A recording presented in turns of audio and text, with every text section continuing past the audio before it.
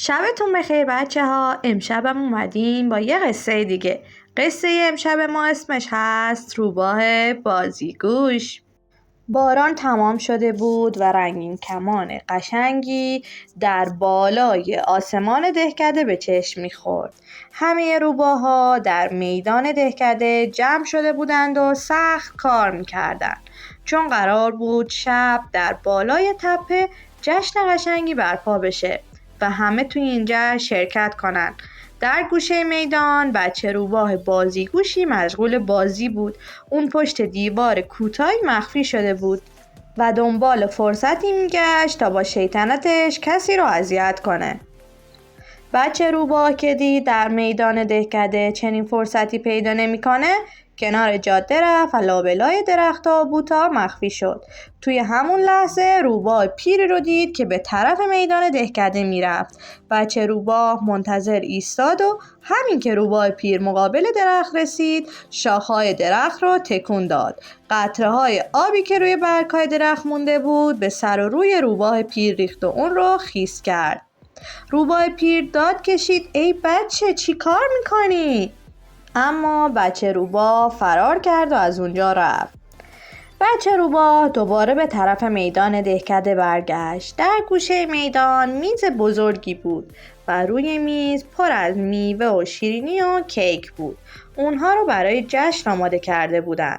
بچه روباه آهسته به میز نزدیک شد و با توت فرنگی، گیلاس و کاکائو برای کیک چشم و دماغ و دهن گذاشت. بعد هم فریاد زد: وای چه نقاشی قشنگی شده، درست مثل صورت خودم. روباها اونقدر سرشون گرم کار بود که خرابکاری بچه روباه رو متوجه نشدن. چند لحظه بعد مادر بچه روباه کیک دیگه‌ای که آماده شده بود رو آورد تا روی میز بگذاره. اون بچه روباه رو دید و فریاد زد: وای باز هم داری خرابکاری میکنی؟ بچه روباه از ترس پا به فرار گذاشت، اما پاش به سبد گلها گیر کرد و اون رو به زمین انداخت. گلهای قشنگ هر کدوم به گوشه پرت شدن و شاخه گلبرگشون شکست. مادر گفت: دیدی چه کار کردی؟ بلند شو و همه گلها رو جمع کن و در سبدت بگذار. بچه روباه مشغول جمع کردن گلها شد. مادر هم دنبال کار خودش رفت. وقتی بچه روباه گلها رو جمع می کرد متوجه شد در بین گلها حلقه های گل هم وجود داره. اون یکی از حلقه گلها رو برداشت و دور گردنش انداخت و فرار کرد. بچه روباه که از خرابکاری‌های خودش خوشحال بود بالای تپه رفت. اون بالاها مشغول بازی بود که ناگهان متوجه شد دو تا از روباها وسایل جشن رو به بالای تپه میبرن. اونا با هم حرف میزدند و از کارهای خودشون تعریف میکردن. بچه روباه که میدونست همه از خرابکاری‌های اون عصبانی هستن، پشت درخت‌ها مخفی شد تا اون رو پیدا نکنن. بچه روباه پشت تنه درخت‌ها بازی میکرد که یک دفعه چشمش به سوراخی افتاد. سوراخ بزرگی که روی یک تنه درخت بود. اون با خودش گفت: برم ببینم داخل این سوراخ چیه؟ وقتی سرش رو داخل سوراخ کردید، وای چقدر خوردنی اونجاست. میوه، شیرینی و غذاهای خوشمزه. این غذاها مال چوب برهایی بودن که اومده بودن تا چوبها رو ببرن. بچه روباه که مشغول خوردن شده بود تند و تند میگفت: وای که چقدر خوشمزن. بچه روباه اونقدر از غذاها و میوه ها خورد که شکمش باد کرد. بعد گوشه دراز کشید و گفت: آخ جان چه کیفی داشت، حالا برم بیرون بازی کنم.